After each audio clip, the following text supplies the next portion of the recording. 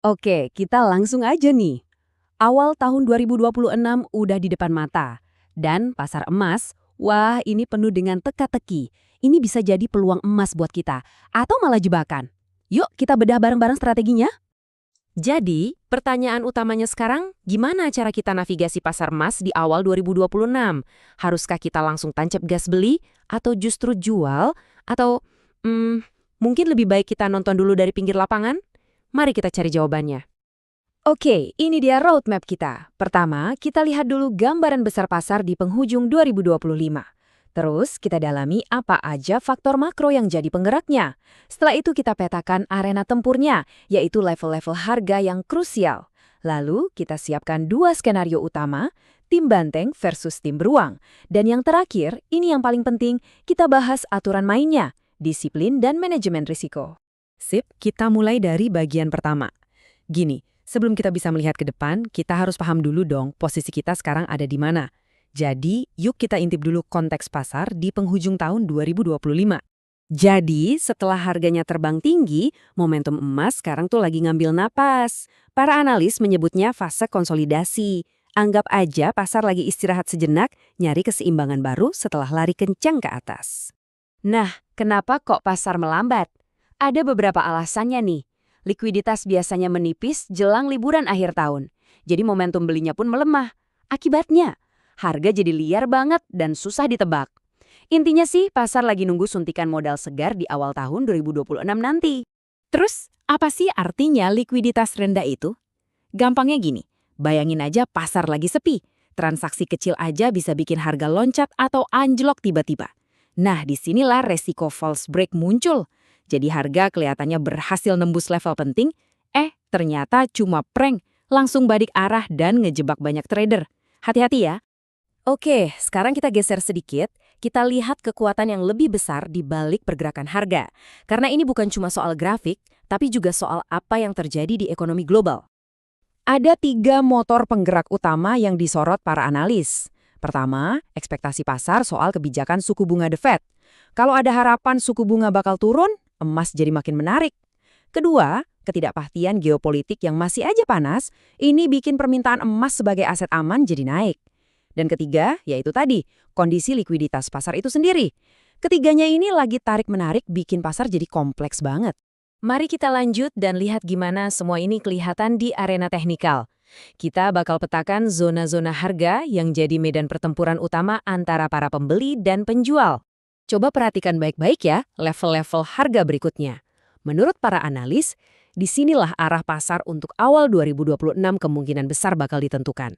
Setiap zona ini adalah garis pertahanan atau bisa juga jadi titik serangan. Dan inilah dia petanya. Di bagian atas itu adalah zona resistance, tempat para penjual biasanya beraksi. Sementara di bawah itu adalah zona support, benteng pertahanan para pembeli. Angka-angka ini adalah rangkuman dari berbagai analisis, jadi ini adalah level yang wajib kita pantau. Dari semua level tadi, ada satu angka yang paling sering disebut-sebut, $4.300. Angka ini dianggap sebagai lantai psikologis yang penting banget. Para analis melihatnya sebagai garis pertahanan utama buat para bulls atau pihak yang optimis harga bakal naik. Oke, kita udah tahu konteksnya, udah pegang level kuncinya, sekarang kita masuk ke bagian intinya, menyusun rencana permainan. Apa yang harus kita lakukan kalau harga naik, dan gimana strateginya kalau harga malah turun. Di sini kita punya dua jalur utama. Skenario bullish bisa terpicu kalau harga mampu bertahan di atas support kunci $4.300 dan berhasil nembus resistance. Targetnya bisa ke area 4.410 sampai 4.450. Sebaliknya, skenario bearish jadi aktif kalau harga gagal nembus resistance dan malah jebol ke bawah support 4.300. Nah, targetnya ada di area 4.280 sampai 4.250. Nah, ini pandangan dari sisi bullish yang diringkas dengan sangat baik oleh analis Joy_Buyer. Intinya sederhana, selama fondasi di 4.300 itu kokoh, kemungkinan terbesar ya harga bakal lanjut naik. Ini adalah pandangan yang lebih mengutamakan kekuatan tren jangka menengah. Tapi, tentu ada argumen tandingannya. Analis Ethan Voss Trading menyarankan pendekatan yang lebih hati-hati. Strateginya adalah menjual pas harga lagi naik sedikit atau pullback. Kalaupun mau beli, itu cuma buat trading jangka super pendek atau scalping, bukan buat dipegang lama-lama. Ini adalah pandangan yang lebih fokus ke momentum jangka pendek.